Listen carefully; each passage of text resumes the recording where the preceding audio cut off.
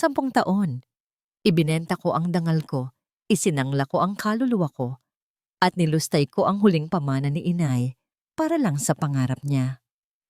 Akala ko, sabay kaming aahon, pero habang namimilipit ako sa gutom para makabili ng gamot ng tatay niya, siya naman pala ay abala sa pagpaplano ng kasal sa iba. Hindi lang nila dinurog ang puso ko, kinuha nila ang lahat pati ang kinabukasan ng paralisado kong ama. Pero nagkakamali sila. Ang babaeng kaya magtiis ng gutom para sa pag-ibig ay siya ring babaeng kayang manunog ng mundo para sa katarungan. Ito ang kwento ng aking muling pagkabuhay. Huwag ka nang mag-alala, anak. Pirma lang naman ang kailangan natin sa kanya. Pagkatapos niyang pirmahan ang paglilipat ng lupa, pwede na natin siyang palayasin gaya ng isang basurang aso. Ang boses na yon ay parang yelo na biglang bumuhos sa aking mainit na pakiramdam.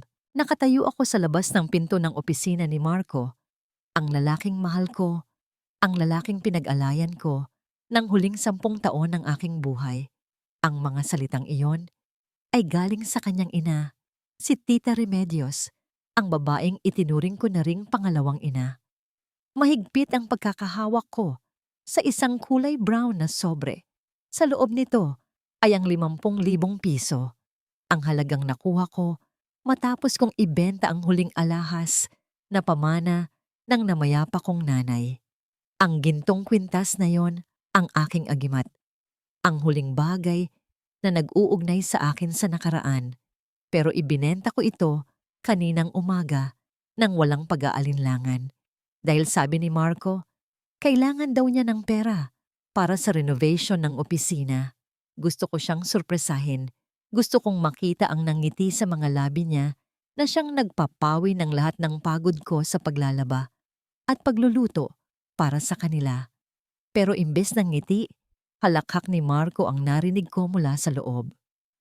You know naman na hindi ko siya mahal, ma. Si Sophie ang pakakasalan ko. Kailangan lang natin si Tala ngayon para magsilbing nurse ang tatay ko at katulong sa bahay habang tinatapos ko ang deal sa pamilya ni Sofia. Naramdaman ko ang pagguho ng mundo sa ilalim ng aking mga paa. Si Sophie, ang babaeng laging pumupunta dito, ang anak ng may-ari ng kumpanya, ang babaeng akala ko ay kliyente lang. Tiningnan ko ang aking mga kamay.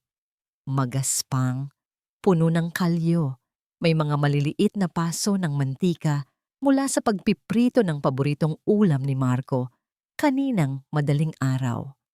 Ang mga kamay na ito ang nagkusot ng kanilang mga damit, ang naghugas ng kanilang mga pinggan, ang nagpunas ng dumi ng tatay ni Marco noong na-stroke ito. Ang mga kamay na ito ay naging pangit at luma para mapanatiling makinis at mabango ang buhay nila. At ngayon, nalaman kong sa paningin nila, ang halaga ko ay mas mababa pa sa basahan. Hindi ako makahinga. Parang may bikig na bumara sa lalamunan ko na pumipigil sa akin na sumigaw. Gusto kong buksan ang pinto. Gusto kong ibato sa kanila ang perang pinaghirapan ko. Pero nanigas ang buong katawan ko nang marinig ko ang sunod na sinabi ni Tita Remedios. Mabuti na lang talaga at naniwala ang tangang niya na aksidente ang nangyari sa tatay niya 5 taon na ang nakakaraan. Kung alam lang niya na ikaw ang nagmamaneho ng sasakyan habang lasing at sadyang ibinangga iyon para makuha natin ang insurance money. Nako, baka pinatay na tayo niyan. Doon na tuluyang namatay ang Tala na kilala nila. Ang luhang kanina pa nagbabadyang pumatak ay biglang natuyo. Ang sakit na parang punyal sa dibdib ko ay napalitan ng isang malamig na kilabot. 5 taon. 5 taon kong inalagaan ang tatay kong paralisado, na araw-araw ay humihingi ako ng tawad sa kanya dahil wala kaming pambili ng gamot. 5 taon kong sinisi ang sarili ko dahil akala ko ay malas kami. Iyon pala, ang demonyong nasa loob ng kwartong ito ang sumira sa buhay ng ama ko. Sila ang dahilan kung bakit hindi na makalakad at makapagsalita ang tatay ko. At ginamit pa nila ang pera ng insurance para magpakasasa sa luho habang kami ay namumulot ng barya. Napahawak ako sa dibdib ko. Ang tibok ng puso ko ay napakabilis. Dinig na dinig ko ito sa aking mga tainga, tila isang bombang handa ng sumabog. Ang sobre sa kamay ko ay nayupi sa higpit ng aking pagkakasakal. Ang bawat hibla ng pagmamahal na natitira sa puso ko para kay Marco ay unti-unting nagiging abo. Wala akong karapatang maging mahina ngayon, hindi para sa sarili ko, kundi para sa tatay ko. Kung papasok ako doon at magwawala, matatalo ako.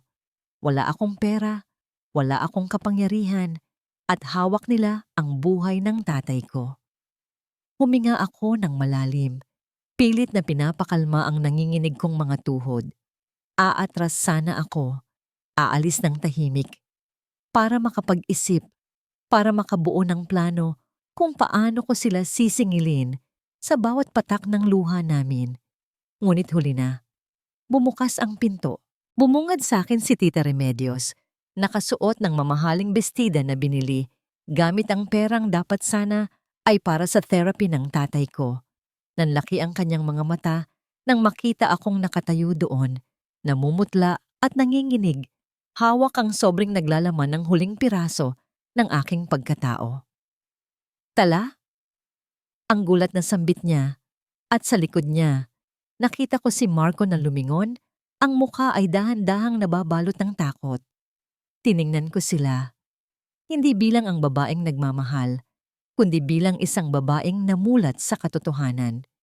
Ganito na lang ba? Ang tanong ko sa isip ko, habang ang puso ko ay tuluyan ng nabasag.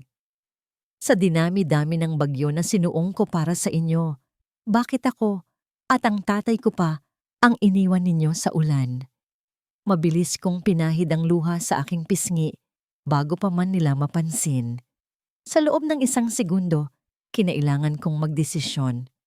Ang sumabog sa galit at mawalan ng lahat, o ang lunukin ang apdo at magpanggap na walang alam para mabuhay. Pinili ko ang huli, hindi para sa akin, kundi para sa kaligtasan ng aking ama. Pilit kong inunat ang nanginginig kong mga labi upang bumuo ng isang ngamang ngiti, isang ngiting puno ng pait at kasinungalingan. Kakarating ko lang po, tita. Ang sagot ko, bagamat ang boses ko ay halos mabasag sa sobrang kaba. Gusto ko lang sana ibigay ito.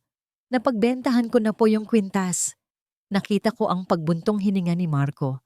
Tila nabunutan siya ng tinik sa dibdib. Mabilis na lumapit si Tita Remedios at hinablot ang sobre mula sa aking kamay. Wala man lang akong narinig na salamat.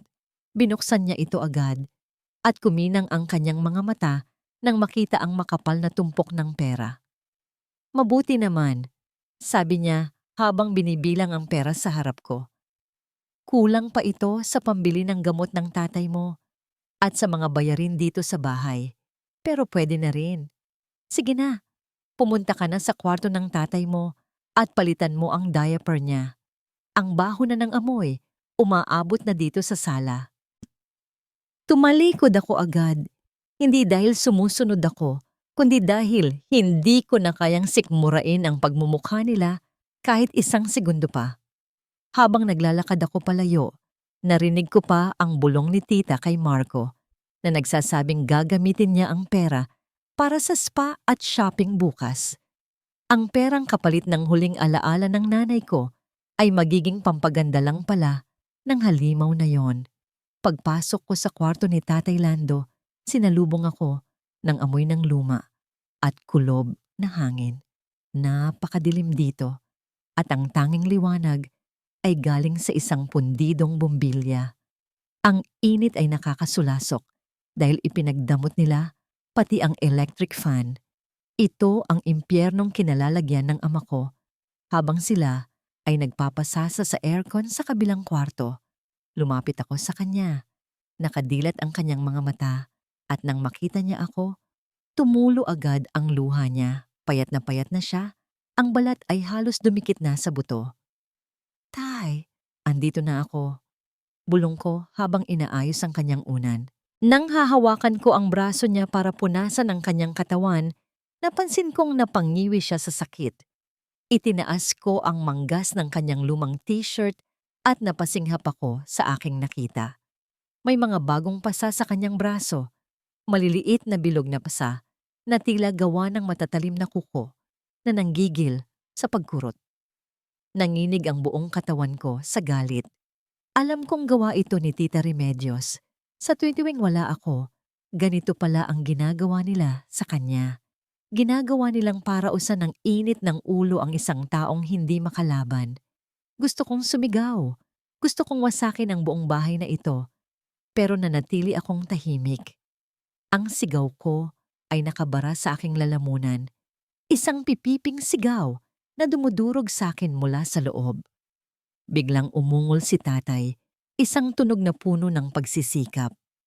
Ang nanginginig niyang kamay ay pilit na itinuturo ang ilalim ng kanyang unan. May kailangan ka ba, tay? Tanong ko. Sinundan ko ang kanyang kamay at kinapa ang ilalim ng unan. Nahawakan ko ang isang maliit at lumang notebook. Ito yung notebook na lagi niyang hawak bago siya maaksidente, na akala ko ay nawala na. Puno ito ng alikabok at punit-punit na ang gilid. Binuksan ko ito. Ang mga pahina ay puno ng magugulong guhit, dulot ng panginginig ng kanyang mga kamay habang nagsusulat. Pero sa huling pahina, may isang drawing na umagaw ng atensyon ko. Isang drawing ng sasakyan na may pamilyar na hugis at sa ilalim nito ay may mga letra at numerong isinulat ng paulit-ulit, madiin at malalim ang pagkakaukit ng ballpen sa papel. RC, 8. Hindi ko agad maintindihan, pero kumabog ng malakas ang dibdib ko. Ito ba ang plaka ng sasakyang bumangga sa kanya? O ito ba ang sasakyang nakita niya bago ang insidente? Mahigpit kong niyakap ang notebook. Alam kong hindi lang ito basta guhit. Ito ang ebidensya. Ito ang boses ng tatay ko na pilit nilang pinatahimik. Kumuha ako ng bimpo at planggana ng tubig. Dahan-dahan kong pinunasan ang mukha ni tatay. Tinatanggal ang dumi at pawis. Pero sa isip ko, tinatanggal ko rin ang aming pagiging biktima. Tay! Bulong ko sa tenga niya habang nakatitig sa kanyang mga mata ng may bagong tapang. Patawarin niyo po ako kung naging bulag ako. Pero pangako, hinding-hindi na ako iiyak. Simula ngayon, hindi na tayo magtitiis. Maniningil tayo. Tinapos ko ang gabing iyon nang nakaupo sa sahig sa tabi ng kama ni tatay. Binabantayan ang kanyang pagtulog habang hawak ang aking cellphone. Umilaw ang screen ng telepono. Isang mensahe mula kay Marco. Babe, sorry hindi ako makakauwi tonight. Tambak ang trabaho sa office. Need to finish the designs. I love you. Napangisi ako ng mapakla. Ilang segundo lang ang lumipas, tumunog muli ang cellphone ko. Isang notification mula sa bangko para sa credit card na extension na hawak ko. Ang card na nakapangalan sa kanya, pero ako ang nagbabayad dati. Hindi niya alam na nakalink pa rin ito sa akin. Transaction alert, 15,000 piso at the Royal Shangri-La Hotel. Dati, ang ganitong mensahe ay dudurog sa puso ko. Iiyakan ko ito hanggang sa mamaga ang mata ko. Pero ngayon, wala akong naramdamang sakit. Wala akong naramdamang selos. Ang naramdaman ko lang ay ang lamig ng bakal. Ang bawat kasinungalingan nila ay isa na lamang bala na iniipon ko para sa aking baril. Tinitigan ko ang halagang ginastos niya, pera na sana ay pambili ng gamot ni tatay. Pinatay ko ang ilaw sa kwarto. Sa dilim, ang mga mata ko ay nanatiling dilat, nag-aabang, nagpaplano. Tapos na ang panahon ng pagiging martir. Bukas, magsisimula ang aking laro. Hindi na ako natulog ng gabing iyon. Habang mahimbing na natutulog ang mga demonyo sa kabilang kwarto, ako naman ay gumagalaw sa dilim na parang isang anino. Wala nang oras para sa pagluluksa. Kailangan kong kumilos. Kailangan kong iligtas ang aking ama. Ang katahimikan sa loob ng bahay ay binabasag lamang ng ritmikong pagpatak ng ulan sa yero at ng malakas na dagundong ng kulog sa labas. Ang kalangitan ay tila nakikidalamhati sa akin, nagbibigay ng perpektong pagkakataon para sa aking pagtakas. Hindi ito isang pagtakas dahil sa takot. Ito ay isang planadong pag-atras para makabuo ng puwersa. Kinuha ko ang isang lumang bag. Hindi ko inilagay ang mga damit na binili ko para maging presentable sa harap ng mga kaibigan ni Marco. Ang inilagay ko lang ay ang ilang pirasong damit ni tatay, ang kanyang notebook na ngayon ay mas mahalaga pa sa ginto, at ang kupas na litrato ni inay. Iyon lang ang mga bagay na tunay na sa amin sa bahay na ito. Ang lahat ng iba pa ay simbolo ng aming pagkaalipin. Ang pinakamahirap na bahagi ay ang paglipat kay tatay mula sa kama papunta sa luma niyang wheelchair. Bawat galaw ko ay maingat. Bawat paghinga ay pinipigilan. Bawat ikot ng gulong ng wheelchair ay lumilikha ng isang matinis na tunog na tila isinusumbong ang aming pagtakas sa katahimikan ng gabi.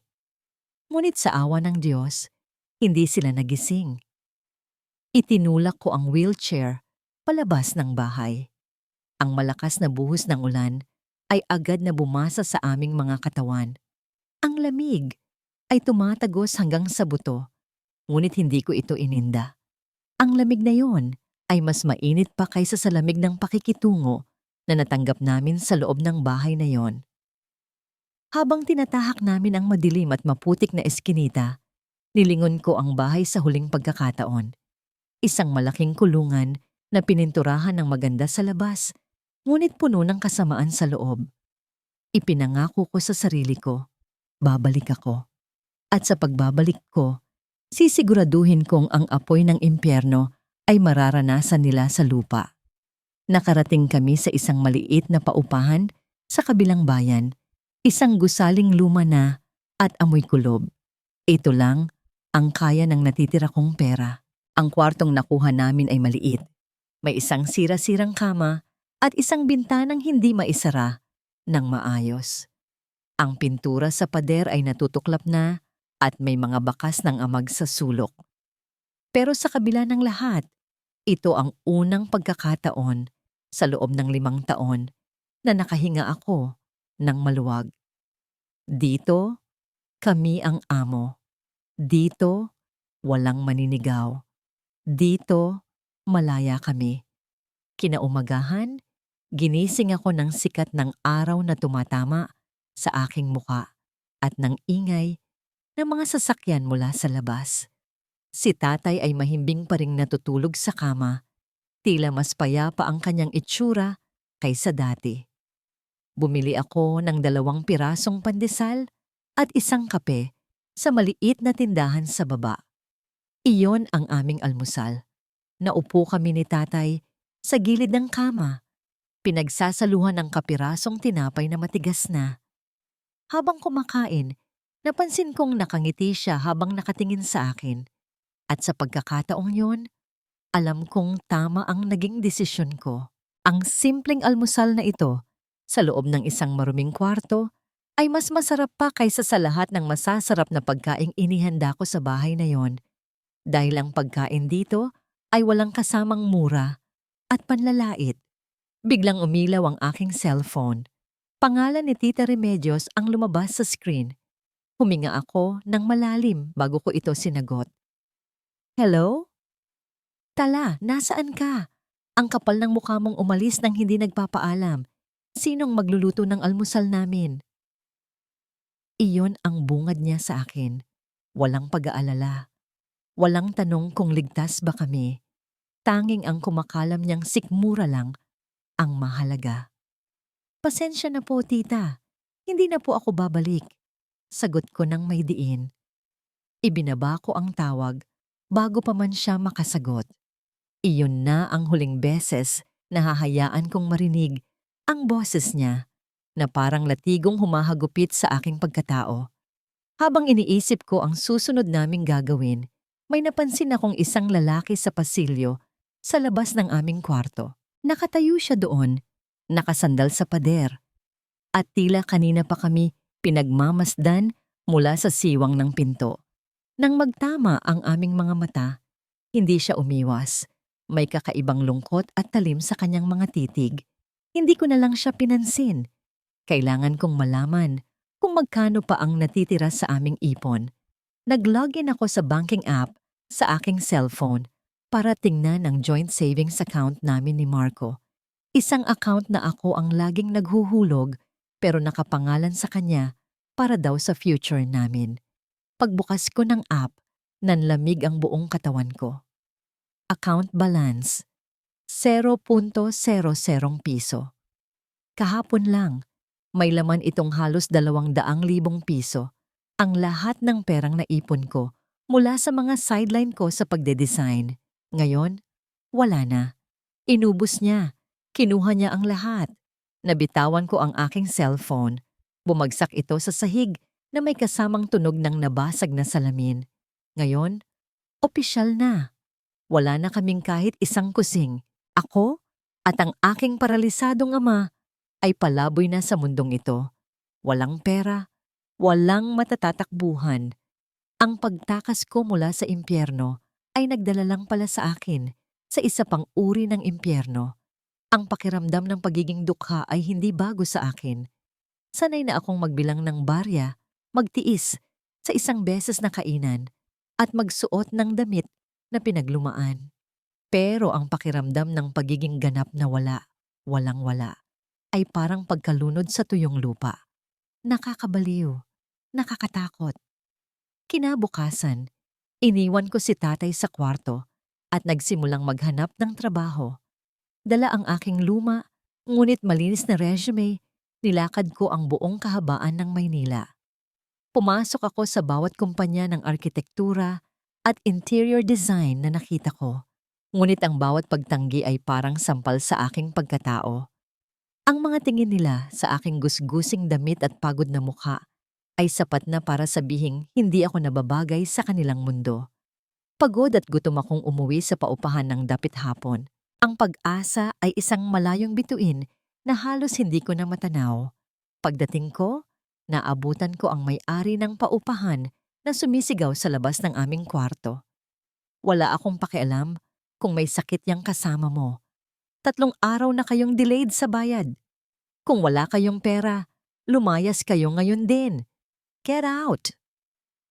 Sinusubukan niyang buksan ng pinto at naririnig ko ang mahinang pag-ungol ni tatay mula sa loob. Dumaloy ang dugo sa aking ulo. Hinarap ko siya. Sandali lang po, sir. Makikiusap po sana ako. Walang pakiusapan. Bayad o layas. Sigaw niya at itinulak niya ang balikat ko. Napaatras ako, handa nang lumuhod at magmakaawa ng isang malamig at matatag na boses ang pumagitna sa aming dalawa. Anong nangyayari dito? Ang lalaki mula sa kabilang kwarto, ang lalaking laging nagmamasid. Nakatayo siya ngayon sa aming harapan. Ang kanyang presensya ay tila nagpapatahimik sa buong paligid. Huwag kang makialam dito. Bulyaw ng may-ari. Hindi natinag ang lalaki.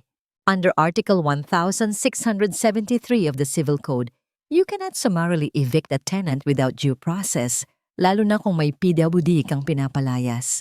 Gusto mo bang idemanda kita for unjust vexation and coercion? Natigilan ng may-ari. Ang kaninang maangas niyang mukha ay napalitan ng pagkalito at takot sa mga salitang hindi niya naintindihan. Nagpalipat-lipat ang tingin niya sa amin. Bumulong ng ilang mura at pagkatapos ay mabilis na umalis. Hinarap ako ng lalaki. Ngayon ko lang siya natitigan ng malapitan. May edad na siya, marahil nasa 40, at may mga guhit ng pighati sa kanyang mukha. Ngunit ang kanyang mga mata ay matalas, puno ng talino. Salamat, sabi ko. Ang boses ko ay nanginginig pa rin. Huwag mo akong pasalamatan, sagot niya. Tala ang pangalan mo, hindi ba? Tala de Leon, ang pinakabatang nanalo ng National Architectural Design Award, 6 na taon na ang nakalipas. Natulala ako. Paano niya nalaman? Ang parangal na yon ay matagal ko nang ibinaon sa limot, kasama ng mga pangarap na tinalikuran ko para kay Marco. Ako si Gabriel. Pagpapatuloy niya. Gabriel Serrano, isa akong abogado. O mas tamang sabihin, isa akong dating abogado. May pait sa kanyang huling sinabi. Tinanggalan ako ng lisensya ng isang pamilyang sobrang impluwensyal. Ang pamilya ng mga Divilla. Divilla, apelyido ni Sofia. Parang binuhusan ng malamig na tubig ang buong pagkatao ko. Sa wakas, naintindihan ko na. Ang pamilya ni Sofia ang sumira sa karir mo. Sabi ko, hindi bilang tanong, kundi bilang isang pahayag. Tumango siya. At ang pamilya ni Marco at Sofia ang sumira sa buhay mo. Sa kauna-unahang pagkakataon, sa loob ng maraming araw, naramdaman kong hindi ako nag-iisa. Sa harap ko ay nakatayo ang isang taong nakakaunawa sa bigat ng krus na pinapasan ko. Dalawang kaluluwang sinaktan ng iisang kaaway. Kinagabihan, sa loob ng maliit na kwarto ni Gabriel, ikinuwento ko sa kanya ang lahat. Ang bawat sakripisyo, bawat kasinungalingan, at ang madugong katotohanan tungkol sa aksidente ni tatay. Ipinakita ko sa kanya ang notebook. Tiningnan niya ito ng matagal. Ang kanyang mga mata ay nag-aalab sa profesional na interes. Ito na ang simula. Tala. Sabi niya, hindi ito matibay na ebidensya, pero ito ang ating mitya. Pagkatapos ng aming pag-uusap, may kinuha siyang isang itim na business suit mula sa kanyang aparador. Damit pambabae. Simple, ngunit elegante. Ito ang isusuot mo bukas, sabi niya. Huwag ka nang maghanap ng trabahong pagiging alila. Mag-apply ka bilang kung sino ka talaga, bilang isang arkitekto. Pero, wala akong pera para dito, sabi ko, nahihiya. Sa asawa ko yon, sagot niya, at sa unang pagkakataon, nakita ko ang bahid ng matinding kalungkutan sa kanyang mga mata. Pumanaw na siya. Pero katulad mo, isa siyang mandirigma. Isuot mo yan at alalahanin mo kung sino ka bago mo pa nakilala si Marco. Kinuha ko ang damit. Ang tela ay malambot at may kapresnuhan. Nang hawakan ko ito, naramdaman ko ang pagbalik ng lakas sa aking katawan. Ang damit na ito ay hindi lang basta tela. Ito ay baluti. Kinabukasan, isinuot ko ang suit. Tiningnan ko ang sarili ko sa salamin. Ang babaeng nakikita ko ay hindi na si Tala na gusgusin at talunan. Nakita ko ang anino ng babaeng minsang nangarap at nagtagumpay. Pagkalipas ng 3 araw ng pananahimik, kinuha ko ang aking cellphone. Hinanap ko ang numero ni Marco at tinawagan siya. Sinagot niya ito agad. Ang boses ay puno ng pagkataranta. Tala, nasaan ka? Nag-aalala ako. Hindi na nanginginig ang boses ko. Kalmado, malamig, puno ng layunin. Bumalik na ako, sabi ko. At meron akong wedding gift para sa'yo. Isang malalim na hininga. Iyon ang sandata ko bago ko muling binuksan ang pinto ng impyerno. Suot ang itim na business suit na tila baluti. Itinulak ko ang pinto at humakbang papasok. Ang sahig na dati kong tinapakan ng nakayuko ay tinapakan ko ngayon ng may bigat at layunin. Naabutan ko si Marco at Tita Remedios sa sala. Ang pagkagulat sa kanilang mga mukha ay isang maliit na tagumpay na nagdulot ng ngiti sa aking kalooban. Hindi ito ang Tala na inaasahan nilang bumalik. Ang Tala na umiiyak, nagmamakaawa at gusgusin. Ang nasa harap nila ngayon ay isang babaeng estranghero sa sarili nilang pamamahay. At saan ka naman nanggaling, Aber? Si Tita Remedios ang unang nakabawi sa pagkabigla. Ang boses ay matinis at puno ng pang-aalipusta. After 3 days, ang kapal din naman ng face mo na bumalik pa dito. Hindi ako sumagot agad. Hinayaan kong mabitin sa hangin ang kanyang tanong. Isang paraan para iparamdam sa kanya na wala na siyang kapangyarihan sa akin. Lumapit si Marco, ang mukha ay puno ng pekeng pag-aalala. Babe, I was so worried. Where have you been? Tinatawagan kita pero you're not answering. Tinitigan ko siya diretso sa mata at sa ilalim ng aking pekeng ngiti. Ipinaramdam ko ang lamig ng aking galit. Kailangan ko lang ng oras para mag-isip, Marco. At may maganda akong balita. Dito na ako nagsimulang magsinungaling. Ang bawat salita ay kinakalkula. Naalala niyo po ba? Yung lola ko sa probinsya, tumawag po ang abogado niya.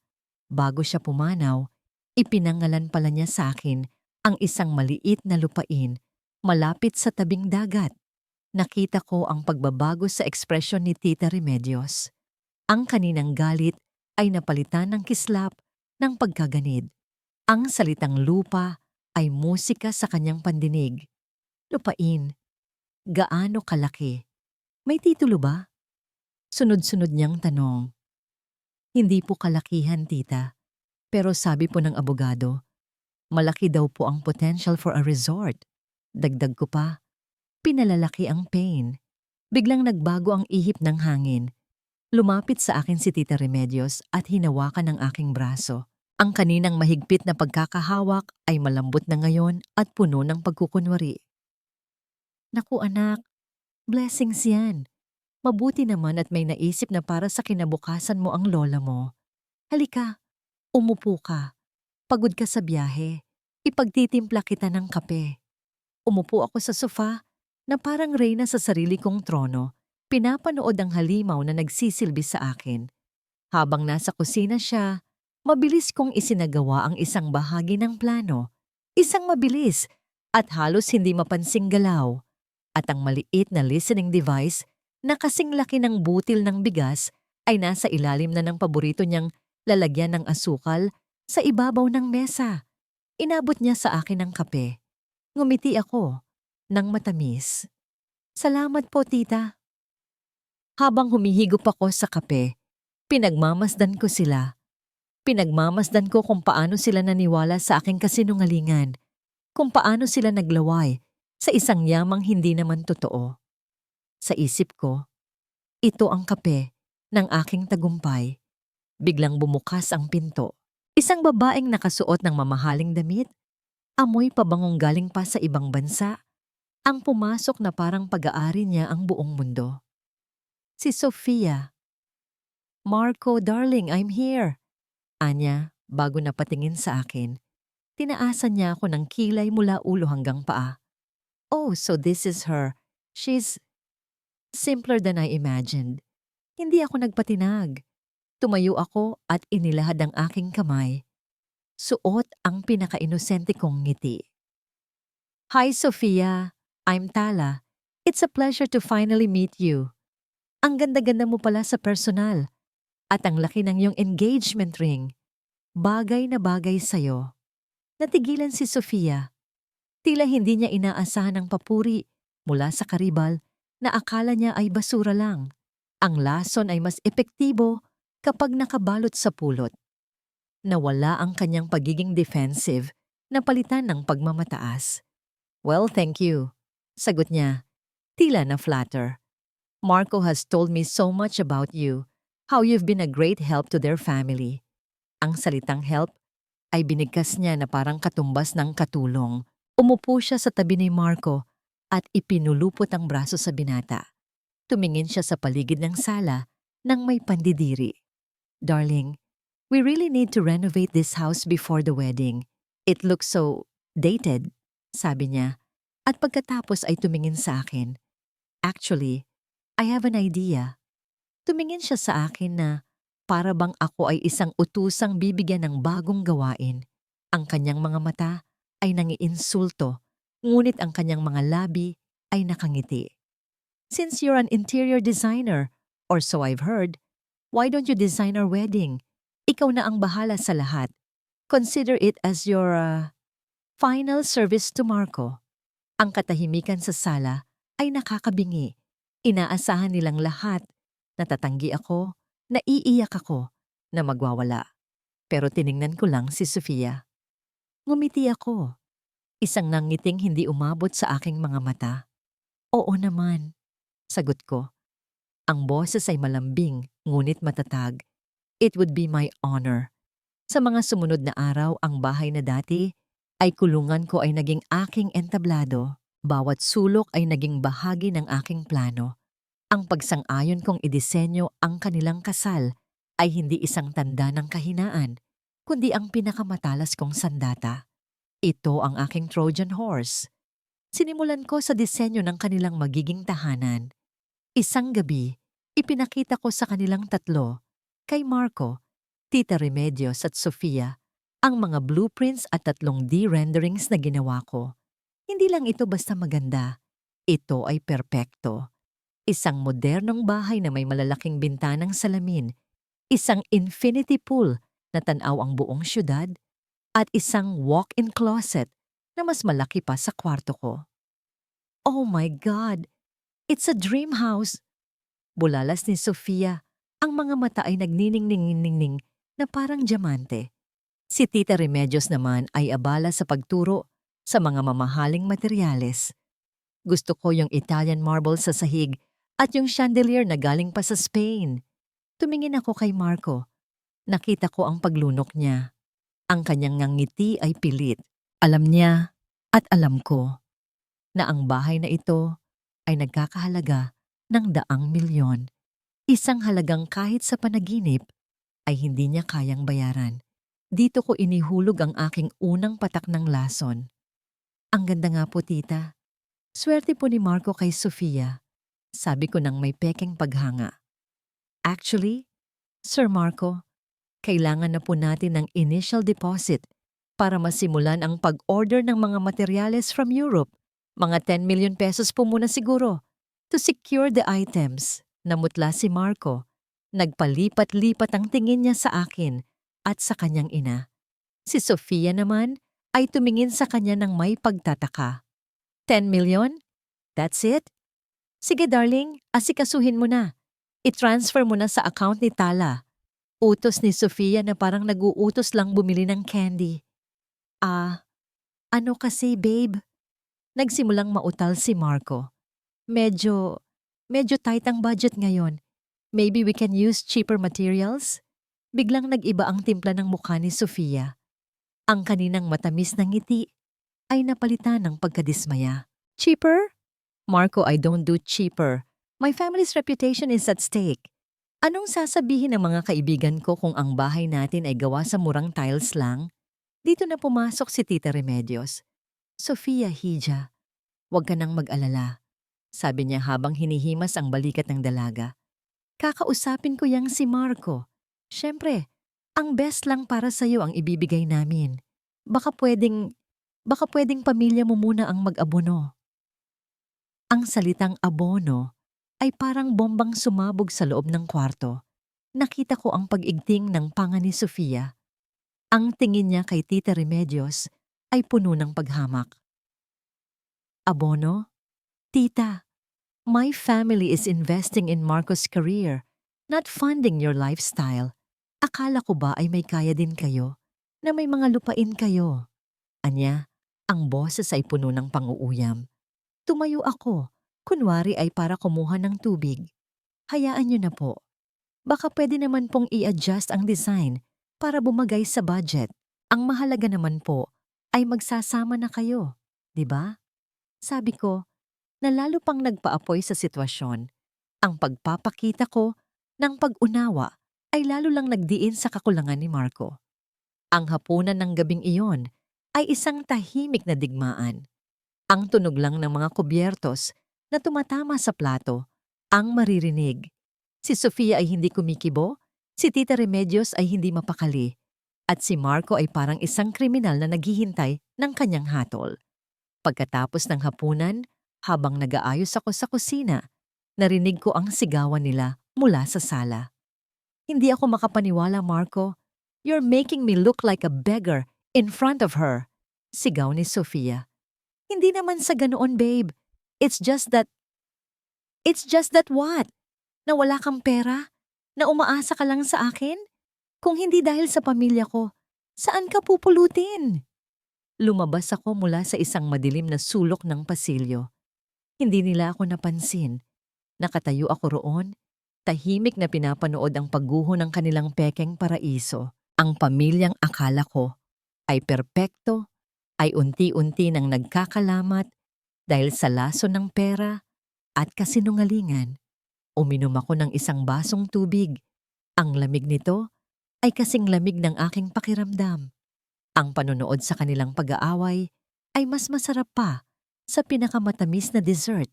Ang gabi ay hindi pa tapos. Sa pamamagitan ng listening device, narinig ko ang pag-uusap ni Tita Remedios at Marcos sa kwarto. Kailangan mong suyuin niyang si Sofia. Huwag mong hahayaang makawala yan.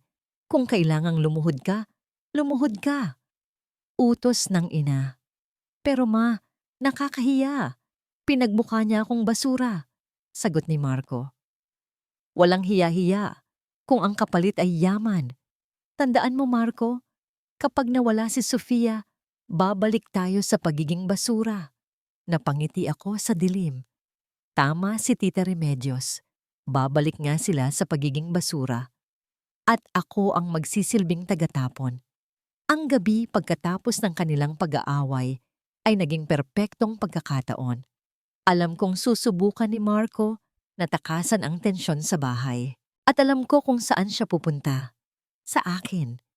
Sa babaeng sanay na niyang ginagawang basurahan ng kanyang mga problema.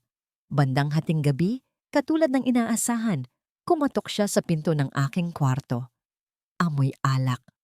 Ang kanyang buhok ay magulo at ang kanyang mukha ay puno ng pagkabigo. Tala, sabi niya sa nangihinang boses. Can I come in? Pinagbuksan ko siya ng pinto. Pumasok siya at naupo sa gilid ng aking kama, ang parehong kama, kung saan ako umiyak ng maraming gabi dahil sa kanya. Ngayon, ang kama na ito, ang magiging bitag. Sinimulan niyang maglabas ng sama ng loob. Tungkol kay Sofia na materyosa. Tungkol sa kanyang ina na mapilit. At tungkol sa kung gaano niya ako na-miss. Ang aking pag-unawa, ang aking pag-aalaga. Mga salitang kung narinig ko lang sana isang linggo na ang nakalipas ay baka lumambot pa ang puso ko. Pero ngayon, ang mga salitang iyon ay parang ingay lang ng isang sirang plaka. Alam mo, ikaw pa rin talaga Tala. Sabi niya habang hinahawakan ang aking kamay. Ikaw lang ang nakakaintindi sa akin. Lagi naman Marco, sagot ko. Pinanatiling malambing ang aking boses habang dahan-dahan kong inilalayo ang aking kamay. Kaya nga nandito lang ako para sa'yo. Lumapit siya sa akin. Ang hininga ay amoy alak. I made a mistake. Dapat pala, ikaw na lang. Ikaw na lang sana ang pinakasalan ko. Hindi pa naman huli ang lahat. Bulong ko. Isang pang-aakit na may lason. Ito ang hudyat na hinihintay niya. Sinubukan niya akong halikan. Ngunit bago pa man dumampi ang kanyang mga labi sa akin, marahan ko siyang itinulak palayo. Marco, paano si Sofia Enda? Tanong ko. Gumaganap bilang isang babaeng nag-aalala sa moralidad. Ngumisi siya. Si Sofia, pera lang ang kailangan ko sa kanya. Kapag nakuha ko na ang tiwala ng pamilya niya, hihiwalayan ko rin siya. Ikaw ang mahal ko, Tala. Pangako, babalikan kita. Habang sinasabi niya iyon, ang aking cellphone na nakatago sa ilalim ng unan ay tahimik na nagre-record ng bawat salita, bawat pangako, bawat kasinungalingan. Ito ang ebidensya na magiging pako sa kanyang kabaong. Nang sinubukan niya ulit akong yakapin, tumayo ako. Uminom ka muna ng tubig, Marco. Lasing ka na. Nang makumbinsi ko siyang umalis, agad kong pinakinggan ang recording. Malinaw. Perpekto. Isang obra maestra ng kataksilan. Hindi ako nag-aksaya ng panahon. Kinabukasan, sa tulong ni Gabriel, ipinadala namin ang audio file sa isang hindi kilalang email address. Hindi namin ito ipinadala kay Sofia. Iyon ay masyadong halata. Ipinadala namin ito sa pinakamalaking karibal sa negosyo ng pamilya De Villa. Hayaan nating ang inggit at kompetisyon ang magkalat ng apoy. Samantala, may isa pa kaming misyon, ang mas mahalagang misyon. Nahanap ko na siya, sabi ni Gabriel sa akin sa telepono. Ang mekanikong umayos ng kotse ni Marco isang araw matapos ang aksidente ng tatay mo. Nagtatago siya sa probinsya. Nagkita kami ni Gabriel sa isang liblib na bayan sa Batangas. Ang hangin ay malinis at ang paligid ay payapa. Isang malaking kaibahan sa gulo ng aming mga buhay. Natagpuan namin ang mekaniko, isang matandang lalaki na nagngangalang Mang Tonyo, sa isang maliit na talyer na napapaligiran ng mga kalawang na sasakyan. Noong una, ayaw niyang magsalita. Takot. Pero nang ipakita ko sa kanya ang litrato ni Tatay Lando na nakaratay sa kama, nakita ko ang pagbabago sa kanyang mga mata. Pinagbantaan nila ako. Umpisang pag-amin ni Mang Tonyo. Pinapunta ako ng ginang na yon, yung Remedios, sa bahay nila ng hating gabi. Sabi niya, ayusin ko daw ang harapan ng kotse, tanggalin ang mga gasgas at UP. Nakita ko ang bakas ng dugo sa bumper ng sasakyan, dugo ng tao. Pinatahimik niya ako gamit ang malaking halaga ng pera at sinabing papatayin nila ang pamilya ko kapag nagsalita ako. Habang nagsasalita si Mang Tonyo, muli kong inilabas ang aking cellphone. Muli, tahimik itong nagre-record. Ang testimonya niya ang huling piraso ng puzzle. Sa pag-uwi namin pabalik sa Maynila, naramdaman ko ang kakaibang bigat sa aking dibdib. Ito ay ang bigat ng katotohanan. Masakit, ngunit nagpapalaya. Malapit na tala, sabi ni Gabriel. Isang malaking hakbang na lang. Ngunit hindi namin alam na habang kami ay naglalakbay, ang aming mga galaw ay sinusubaybayan na rin pala. Pagdating ko sa aking bagong opisina, isang maliit na espasyong inupahan ko gamit ang perang pinahiram ni Gabriel.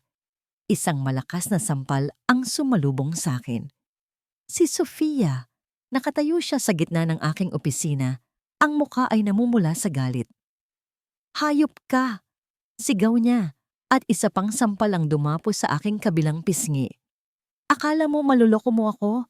Naririnig ko ang mga bulong-bulungan. May kumakalat na recording ng boses ni Marco. At alam kong ikaw ang may pakana nito. Ahas ka! Inaakit mo pa rin siya. Hindi ako gumanti. Tiningnan ko lang siya. Ang mga empleyado ko ay nakatingin, gulat at hindi alam ang gagawin. Sa halip na magalit, naramdaman ko ang awa para sa kanya. Isa rin siyang biktima ng kasinungalingan. Ngunit ang awa ay hindi sapat para pigilan ang aking plano. Ang sakit ng sampal ni Sofia ay kumalat sa aking pisngi, mainit at nakakapanghina. Ngunit sa likod ng sakit na yon, isang malamig na kalkulasyon ang mabilis na nabuo sa aking isipan. Ito na ang pagkakataon. Ang galit niya ang magiging hagdanan ko. Hindi ako gumanti, hindi ako sumigaw. Sa halip hinayaan kong mamuo ang mga luha sa aking mga mata, mga luhang totoo. Hindi dahil sa sakit ng sampal, kundi dahil sa sakit ng katotohanang pareho kaming biktima ng isang lalaki. Sofia, hindi totoo yan. Sabi ko, ang boses ko ay basag at nanginginig. Wala akong ginagawang masama. Pakiusap, maniwala ka sa akin. Ang pag-arte ko bilang isang kaawa-awang biktima ay mas lalong nagpaalab sa kanyang galit. Huwag kang umarte na parang santa. Alam ko ang mga galaw mo, tala. Isa kang desperadang ahas na gustong sirain ang kasal namin. Sa sulok ng aking mga mata, nakita ko ang security camera sa itaas ng pinto. Tahimik itong kumukuha ng bawat anggulo ng eksena. Ngumiti ako sa aking isipan. Salamat sa teknolohiya. Hindi ko gagawin yan. Pagpapatuloy ko sa aking pag-iyak. Mahal na mahal ni Marco. Mahal na mahal ka niya. Ako na ang lalayo. Patawarin mo ako kung naging abala ako sa inyo. Ang aking pagsuko, ang aking pagpapakumbaba ay tila isang insulto sa kanyang nag-aapoy na galit. Akala niya ay mananalo siya sa sigawan, pero ang pinili kong sandata ay ang katahimikan at luha. Bago pa man siya makapagsalita muli, dumating na ang mga gwardiya ng building. Inawat siya at dinala palayo habang patuloy siyang nagwawala. Naiwan akong nakatayo sa gitna ng aking opisina. Ang mga empleyado ko ay nakatingin sa akin ng may awa. Pinunasan ko ang aking mga luha at bumalik sa aking lamesa na parang walang nangyari. Pero sa ilalim ng lamesa, ang mga kamay ko ay nanginginig hindi sa takot, kundi sa pananabik. Kinagabihan, ginawa ko ang aking susunod na hakbang. Ibinigay ko ang kopya hindi CCTV footage kay Gabriel. At katulad ng inaasahan, kinabukasan, ang video ay nasa internet na. Ang headline, mayamang tagapagmana, nanakit ng isang hamak na arkitekto sa loob ng opisina nito. Ang video ay naging viral. Ang publiko, na laging kumakampi sa mga inaapi, ay agad na nagbigay ng kanilang simpatya sa akin. Ako si Tala, ang babaeng nagsusumikap lang para sa kanyang pamilya. Si Sofia naman ang naging kontrabida, isang mayaman at aroganteng babae na gumagamit ng dahas. Ang epekto ay mas mabilis pa kaysa sa inaasahan ko. Tumawag ang ama ni Sofia kay Marco. Mula sa listening device, narinig ko ang bawat salita. Anong klaseng gulo ito, Marco? Pinahiya ng anak ko ang pangalan ng pamilya natin dahil sa'yo at sa ex mo. Ayusin mo ito. Kundi kakalimutan mo na ang lahat ng tulong na ibibigay ko sa'yo. Baka itigil ko pa ang kasal na to. Natuliro ang pamilya ni Marco. Ang munting apoy na sinimulan ko ay isa ng malaking sunog na tumutupok sa kanilang mga pangarap. Ang gintong mina na akala nila ay nakuha na nila ay biglang gumuho. At doon, nagbago ang lahat.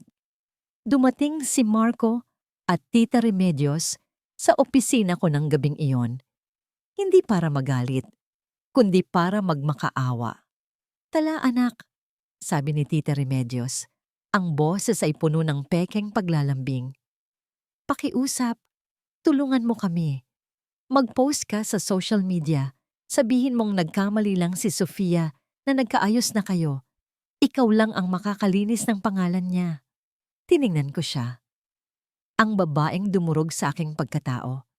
Ang babaeng nagnakaw ng kinabukasan ng aking ama. Ngayon, nakatayo siya sa harapan ko, humihingi ng pabor. Hindi ako sumagot. Hinayaan ko siyang magsalita pa. Gawin mo to para sa pamilya, Tala. Para sa pinagsamahan natin, sabi pa ni Marco. Ngumiti ako. Isang nangiting mapakla. Pamilya? Biglang lumuhod si Tita Remedios sa harapan ko. Ang eksenang yun ay mas matamis pa sa lahat ng matatamis na pagkain sa mundo. Ang reyna ng kasamaan nakaluhod sa paanan ng aliping dati niyang tinatapakan. Parang awa mo na. Tala, kapag hindi natuloy ang kasal, mawawala sa amin ang lahat. Dahan-dahan akong lumapit at itinayo siya. Hinawakan ko ang kanyang mga kamay. Ang parehong mga kamay na kumurot sa aking ama.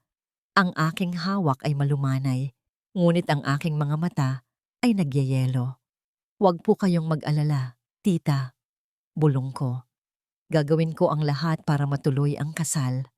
Tumingin siya sa akin ng may pag-asa dahil ayokong matapos ang lahat ng ganito kadali. Dugtong ko sa aking isipan.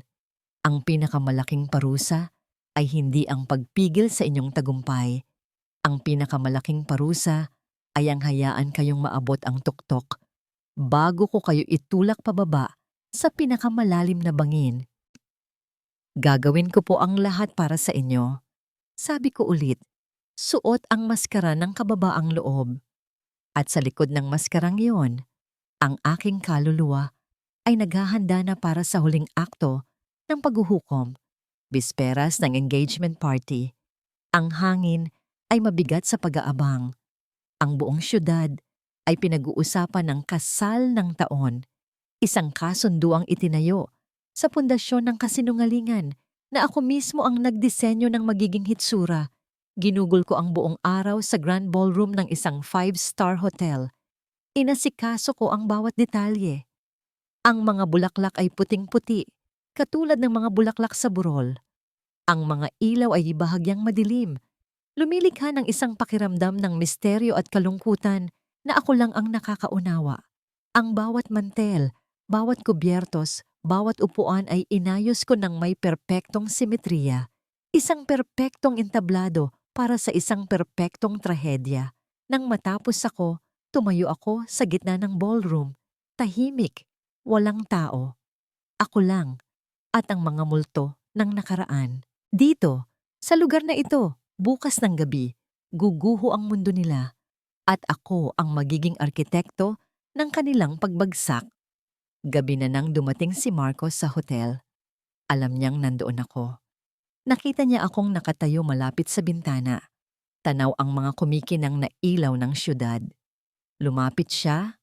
Ang kanyang mga yapak ay marahang umalingaw-ngaw sa katahimikan ng ballroom. Ang ganda, Tala. Sabi niya, tinutukoy ang ayos ng lugar. You've outdone yourself.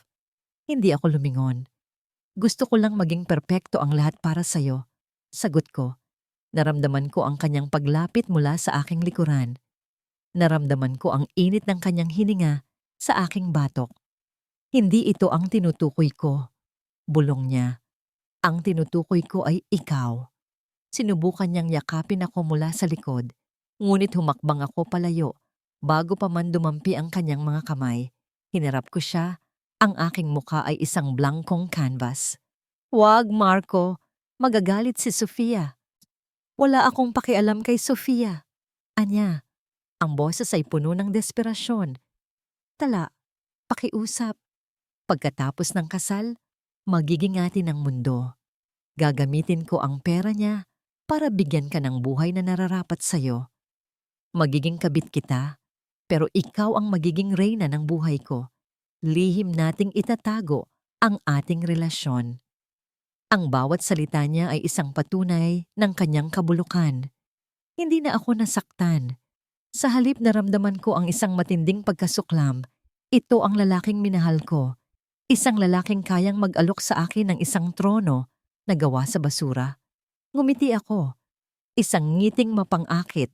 Lumapit ako sa kanya at sa unang pagkakataon, ako ang humawak sa kanyang pisngi. Ang aking haplos ay malamig. Talaga? Tanong ko. Kung ganoon, hintayin mo ang sorpresa ko para sa iyo bukas. Isang regalo na hinding-hindi mo malilimutan. Nakita ko ang kislap sa kanyang mga mata. Akala niya, ang regalong tinutukoy ko ay ang aking pagsang-ayon sa kanyang maruming alok. Hinalikan niya ang aking kamay bago siya umalis, puno ng pag-asa. Naiwan akong mag-isa, pinupunasan ng aking kamay na para bang nahawakan ko ang isang ahas. Pag-uwi ko sa aking apartment, nandoon na si Gabriel, naghihintay. Ang kanyang mukha ay seryoso. Handa na ang lahat, sabi niya. Nasa mga pulis na ang kopya ng testimonya ni Mang Tonyo at ang mga bank records na nagpapatunay ng fraud. Hinihintay na lang nila ang hudyat mo bukas. Tumango ako. May isa pa, Gabriel. Binuksan ko ang aking laptop. Matapos ang ilang araw ng pagsubok, sa tulong ng isang kaibigang hacker, nabuksan namin ang isang naka-encrypt na file sa computer ni Marco. Ang pangalan ng file, Lando Insurance. Naglalaman ito ng kopya ng pekeng police report at ng medical abstract na ginamit nila para makuha ang insurance money ni tatay. Mga dokumentong nagpapatunay na si tatay ang may kasalanan sa aksidente dahil lasing daw ito. Isang kasinungalingang sinira ang dignidad ng aking ama. Ito na ang huling pako, sabi ni Gabriel. Bago matulog, may isang huling bagay akong ginawa. Kinuha ko mula sa ilalim ng aking kama ang isang kahon. Sa loob nito ay ang wedding dress na ako mismo ang nagtahi, piraso-piraso. Sa loob ng 5 taon, ang damit na isusuot ko sana sa kasal namin ni Marco. Dinala ko ito sa labas ng balkonahe. Kumuha ako ng posporo. Sinindihan ko ito at binitawan sa ibabaw ng damit. Pinanood ko ang dahan-dahang pagkasunog ng tela.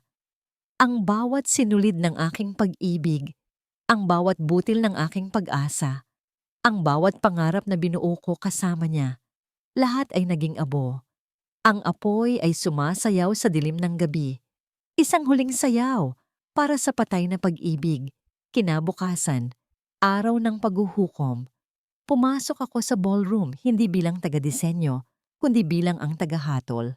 Habang ang mga bisita ay nagsisimulang dumating, suot ang kanilang magagarang damit at alahas, napansin ko rin ang pagdating ng iba pang mga bisita, mga pulis, na naka-plain clothes, tahimik na nakapwesto sa bawat sulok ng lugar, naghihintay.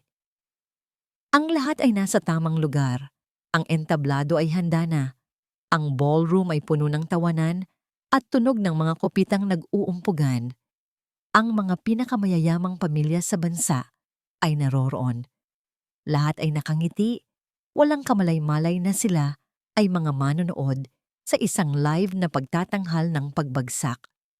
Si Marco at Sofia ay nasa gitna, ang perpektong magkasintahan, tumatanggap ng mga pagbati. Si Tita Remedios naman ay parang isang reyna. Ang kanyang muka ay nagliliwanag sa tagumpay. Nakatayo ako sa control room sa itaas, kasama ang event technician. Mula dito, tanaw ko ang lahat. Ako ang puppeteer at sila ang aking mga puppet na hindi pa alam ang kanilang kahahantungan. Ready na po, Ma'am Tala, sabi ng technician. Salamat, hintayin mo lang ang hudyat ko. Sagot ko, ang aking boses ay kalmado. Sa kabila ng rumaragasang kaba sa aking dibdib, dumating ang oras para sa pinakaabangang bahagi ng gabi. Ang pagpapalabas ng surprise VP para sa engaged couple. Naglakad si Marco at Sofia papunta sa gitna ng entablado, magkahawak kamay. Kinuha ni Marco ang mikropono. Thank you all for coming tonight. Simulan niya. Before we proceed, we'd like to share a short video that chronicles our beautiful love story. I hope you enjoy it. Ibinigay niya sa akin ang hudyat. Isang tango. Ngumiti ako sa kanya mula sa control room. Ngumiti siya pabalik. Isang ngiting puno ng pagmamalaki. Hindi alam na ang nangiting iyon ang kanyang magiging huling ngiti ng tagumpay. Ibinigay ko ang hudyat sa technician. Nagsimula ang video. Sa una, mga litrato nga nila ni Sofia ang lumabas. Mga kuha sa Paris, sa Japan, mga mamahaling hapunan. Narinig ko ang palakpakan at paghanga ng mga bisita. Pagkatapos ng ilang segundo, biglang nag-iba ang audio. Nawala ang romantikong musika. Napalitan ito ng boses ni Marco. Si Sofia, pera lang ang kailangan ko sa kanya. Kapag nakuha ko na ang tiwala ng pamilya niya, hihiwalayan ko rin siya. Ikaw ang mahal ko, Tala. Pangako, babalikan kita. Isang kolektibong paghinga ng pagkagulat ang pumuno sa buong ballroom. Ang palakpakan ay namatay. Ang lahat ng mata ay napunta kay Marco na ngayon ay nakatayo sa entablado, namumutla na parang isang bangkay. Tumingin sa kanya si Sofia. Ang kanyang mukha ay isang maskara ng pagkalito at sakit. Bago pa man sila makabawi, nagbago ang imahe sa malaking screen.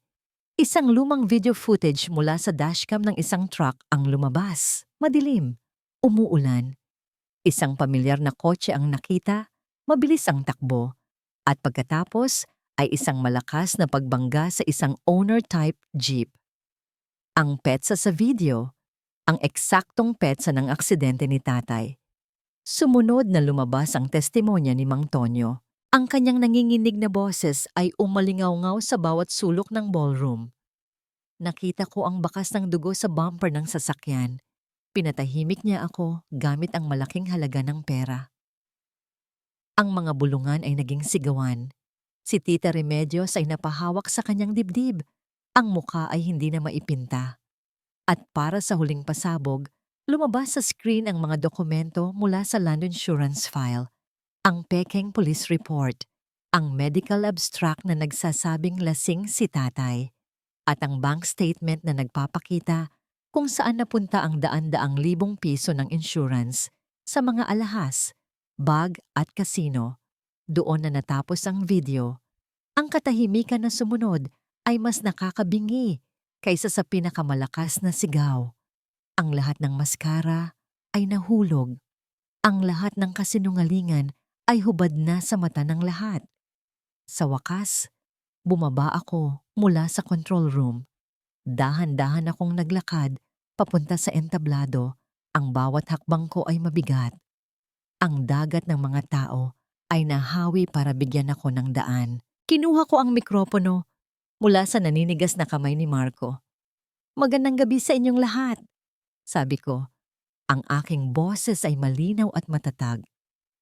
Ako po si Tala de Leon, ang babaeng ginamit, niloko at ninakawan ng pamilyang ito, at ang anak ng lalaking halos patay nila para sa pera. Welcome sa totoong engagement party, isang pagdiriwang para sa katotohanan. Napaupo si Sofia sa sahig, umiiyak. Ang kanyang ama ay sumugod sa entablado, hindi para sa kanya, kundi para sugurin si Marco.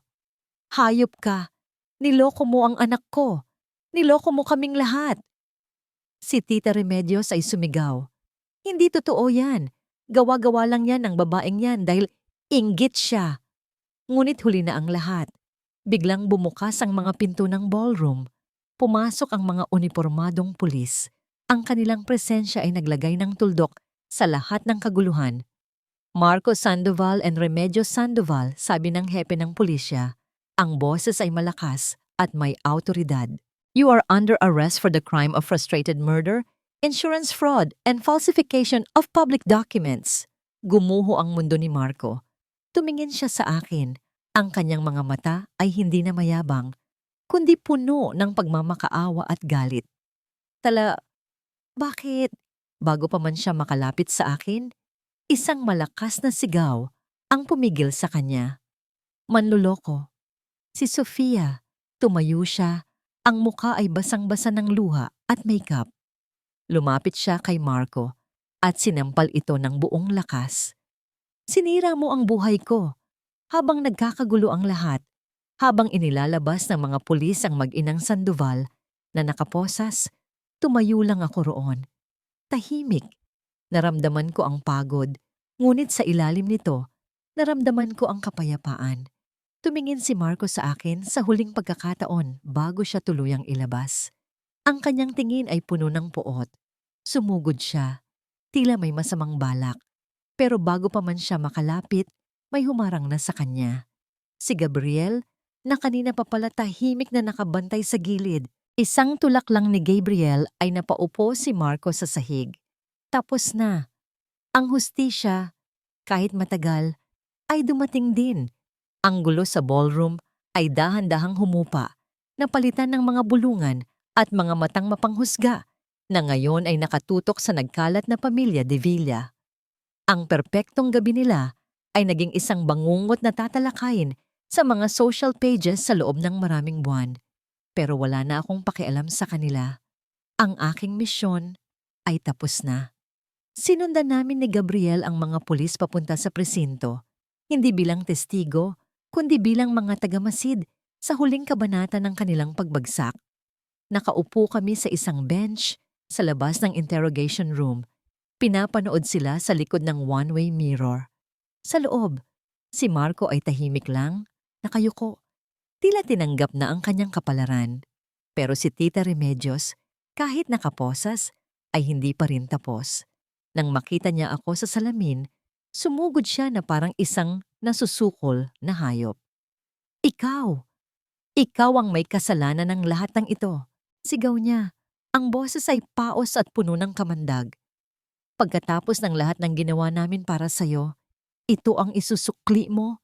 Walang kang utang na loob. Ang mga salitang yon, utang na loob, ang kadenang ikinulong sa akin sa loob ng 10 taon. Ang parehong mga salitang ginamit niya para manipulahin ako, para abusuhin ako, para nakawin ang aking buhay. Tumayo ako. Dahan-dahan akong lumapit sa salamin kahit alam kong hindi niya ako naririnig. Tinitigan ko siya diretso sa mata. Tapos na akong magbayad, Remedios. Bulong ko sa aking sarili. Ang utang na loob na sinasabi mo, pagpapatuloy ko sa aking isipan, ay nabayaran na ng bawat patak ng pawis ko, ng bawat luhang pumatak mula sa mga mata ko, at ng bawat piraso ng kaluluwa ko na kinuha ninyo. Bayad na. Lugi pa nga kayo. Ang tanging utang na natitira sa akin ngayon ay ang utang ko sa aking ama. Isang utang ng kapayapaan at isang buhay na walang takot. At sa gabing ito, Sinimulan ko na itong bayaran. Tumalikod ako mula sa salamin. Wala nang galit, wala nang sakit. Tanging isang pakiramdam ng pagiging malaya. Habang naglalakad kami ni Gabriel palabas ng presinto, sinalubong kami ng mga reporter. Ang mga flash ng kamera ay nakakasilaw. Ang mga tanong ay sunod-sunod.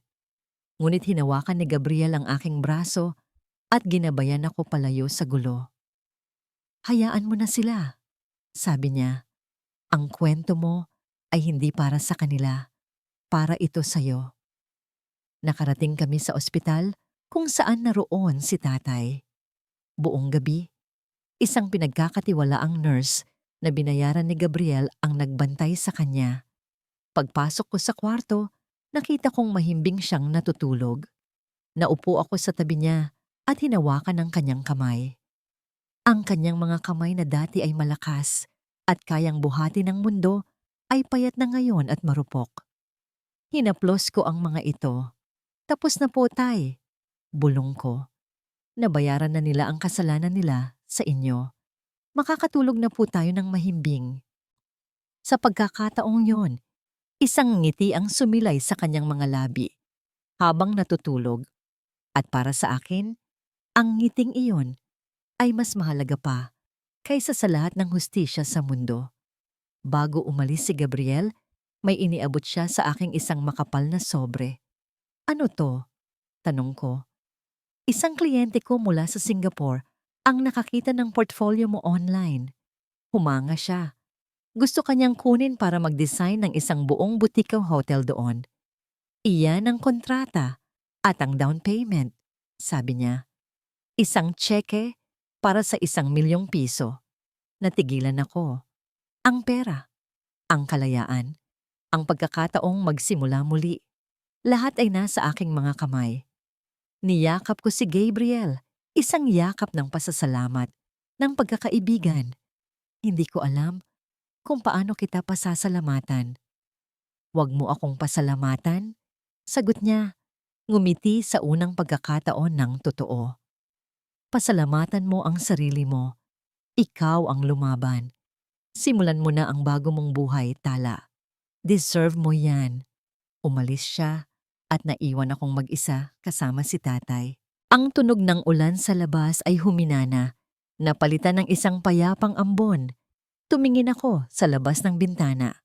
Ang madilim na kalangitan ay unti-unti nang nagliliwanag, nagbabadya ng isang bagong umaga.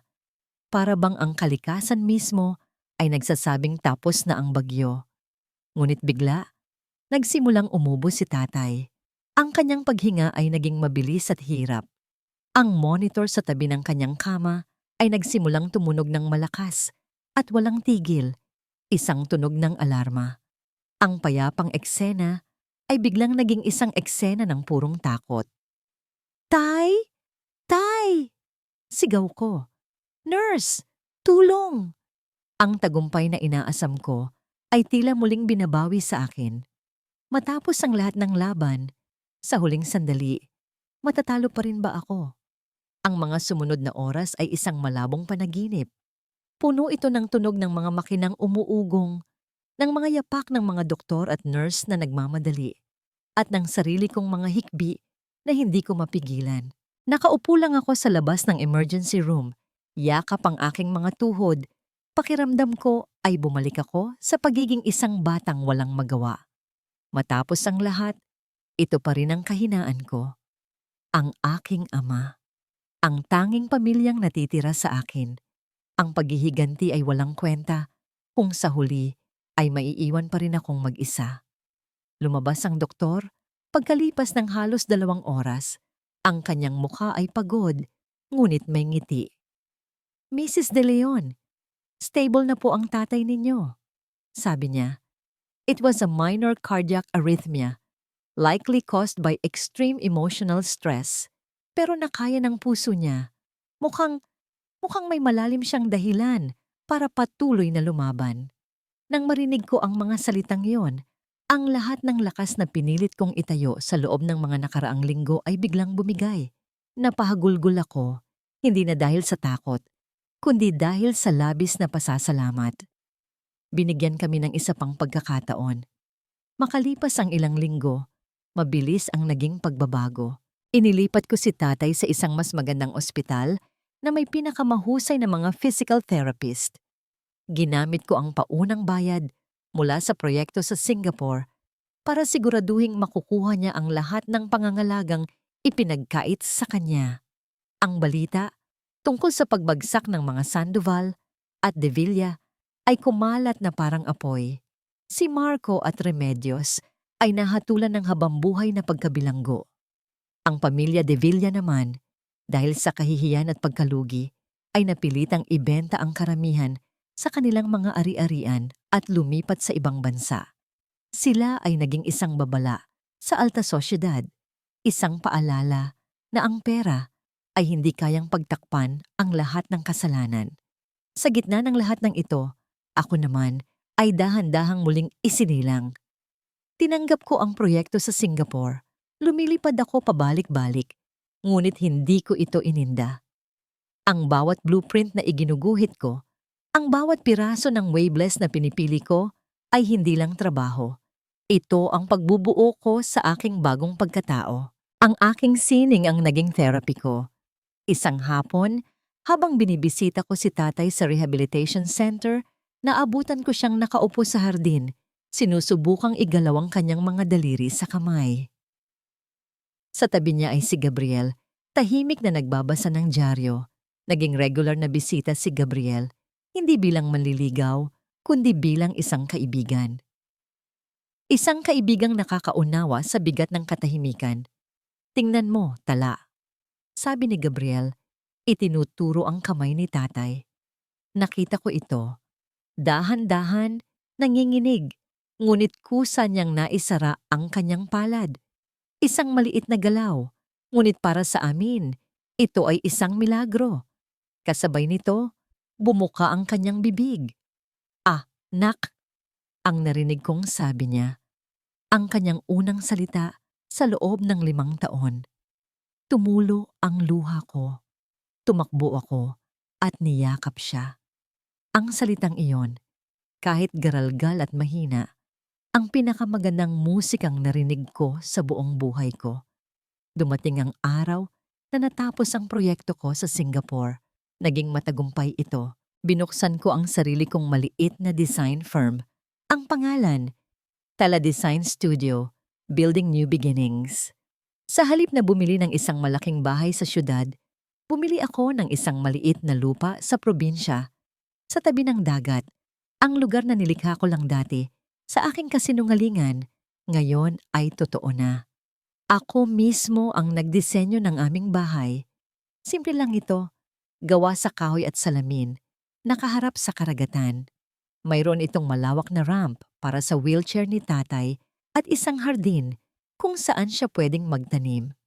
Isang hapon, habang papalubog ang araw, nakaupo kaming 3, ako, si tatay, at si Gabriel, sa beranda ng aming bagong tahanan.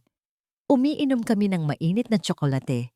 Si tatay, na ngayon ay nakakaupo na ng tuwid sa kanyang wheelchair at nakakapagsalita na ng ilang simpleng pangungusap, ay nakangiti habang pinapanood ang mga alon.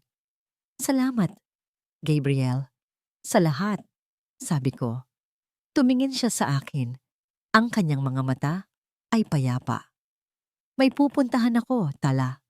Sa States, may tinatapos lang akong kaso. Matatatagalan ako doon. Naintindihan ko, ito ang paraan niya ng pagbibigay sa akin ng espasyo. Isang espasyo para buuin ang sarili ko nang walang inaasahang pag-ibig mula sa iba. Isang pag-ibig na kailangan ko munang ibigay sa aking sarili. Mag-iingat ka, sabi ko. Ikaw din, sagot niya. Tumayo siya at nagpaalam. Pinanood namin siyang maglakad palayo. Hindi ito isang malungkot na paalam. Ito ay isang pangako ng pagkakaibigan na kayang hintayin ang tamang panahon. Naiwan kami ni tatay. Niyakap ko siya mula sa likod. Isinandal niya ang kanyang ulo sa aking braso. Kita, sabi niya. Mahal na mahal din kita, tay. Sagot ko. Habang pinapanood namin ang araw na dahan-dahang lumulubog sa dagat, pinipintahan ang kalangitan ng kulay kahel at rosas. Ang bawat paglubog ng araw ay isang pagtatapos. Ngunit para sa amin, ito ang simula.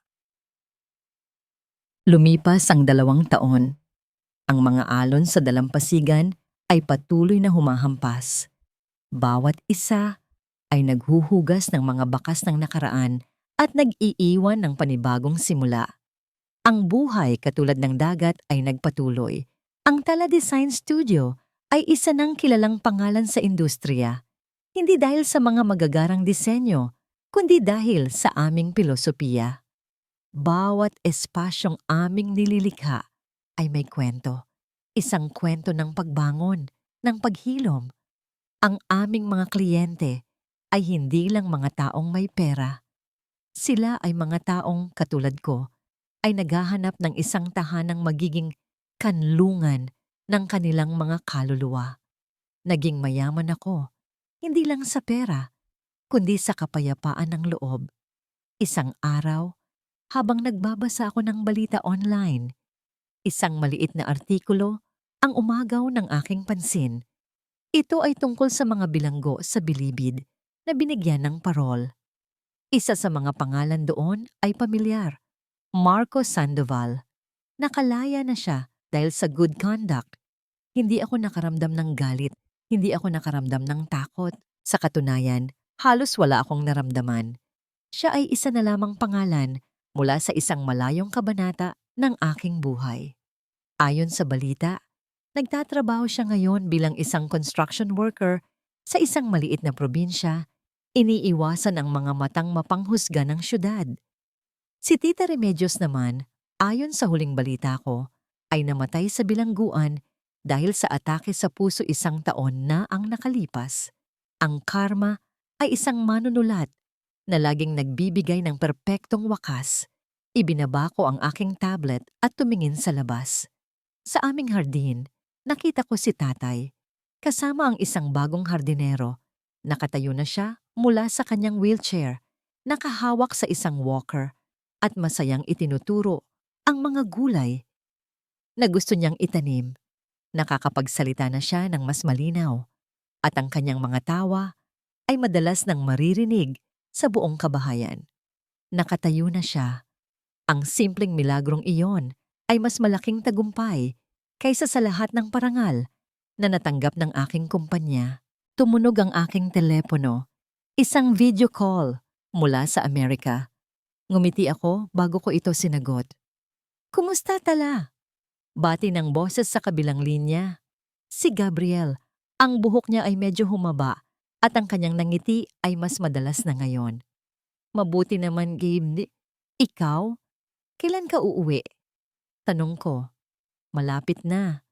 Gusto ko lang sabihin na baka gusto mong mag-design ng isang bahay dito sa California para sa isang kliyente," sabi niya.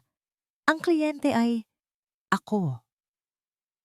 Hindi ako sumagot agad. Tumingin ako sa karagatan, sa malawak na abot-tanaw. Napatawad ko na ba sila? Oo, hindi dahil karapat-dapat sila, kundi dahil karapat-dapat ako sa kapayapaan. Payapa na ba ako? Higit pa sa payapa, buo na ako. Ano ang huling hantungan ng lahat? Si Marco ay nagbabayad sa paraang mas masakit kaysa rehas. Ang pamumuhay sa kahihiyan. Si tatay ay muling natutong tumayo. At ako? Ako ay natutong lumipad. Pag-iisipan ko, sagot ko kay Gabriel, isang ngiting naglalaro sa aking mga labi. Pagkatapos ng tawag, naglakad ako palabas papunta sa dalampasigan. Ang araw ay papalubog na. Ang kalangitan ay isang obra maestra ng kulay lila at ginto. Hinayaan kong haplusin ng hangin ang aking mukha at ng malamig na tubig ang aking mga paa. Hindi ko na kailangan ng isang prinsipe para iligtas ako. Hindi ko na kailangan ng isang kastilyo na itinayo ng iba. Dahil sa pagitan ng mga durog na piraso ng aking nakaraan, sa gitna ng abo at luha, natagpuan ko ang aking sariling mga pakpak. Ang isang phoenix ay hindi humihingi ng permiso para muling isilang mula sa abo. Ginagawa lang niya ito. At pagkatapos, Lumilipad siya. Mas mataas, mas malakas, mas malaya kaysa dati. At sa paglubog ng araw na yon, habang nag-iisa akong nakatayo sa pagitan ng langit at dagat, alam ko sa aking sarili, ako ay lumilipad na.